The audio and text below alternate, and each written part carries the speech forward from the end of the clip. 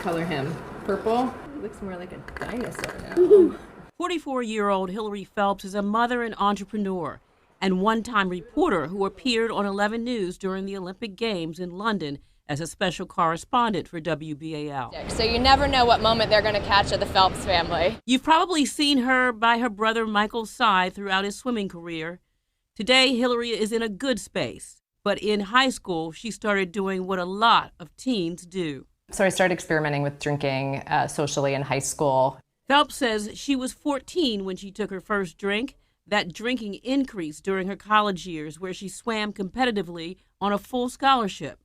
She says she and her teammates would drink until 2 in the morning and then get up for 6 a.m. practice. But from the moment I started drinking, I was a blackout drinker, which means I would drink until I would forget and wake up the next morning, not know what happened, not remember the night before. And that started to get really scary when that continued after college and into my professional life. Phelps says she drank to fill a void and would often end up in dysfunctional relationships. And it wasn't until somebody came to me and said, I think you really have a problem. And at that point I broke up with him. And then I went to another dysfunctional relationship because I wasn't ready to give up alcohol, which had become my best friend. I turned to it in every situation and every circumstance, whether it was celebration and happiness or sadness or loneliness or depression. The drinking allowed her to mask what she was feeling.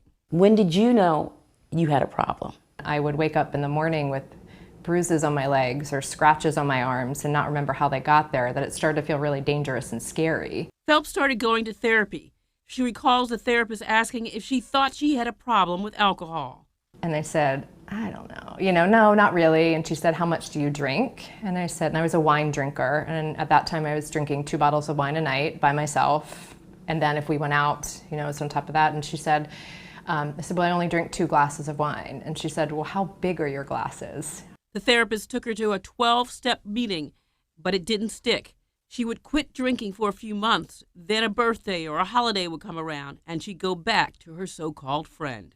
I had someone say to me, if you don't get help, I'm going to tell your family. And that felt really shameful. And I was really embarrassed because I didn't want them to see how much I was suffering and how much pain I was in, because I was the oldest and I'm the strong one and I'm the one, the nurturer. Finally, feeling physically and mentally broken, she checked herself into an outpatient rehab facility.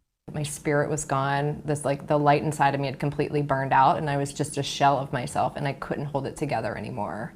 And I'm grateful for the people in the rehab and the treatment facility and in 12 Steps that helped me find my footing and find my voice and find my spirit again.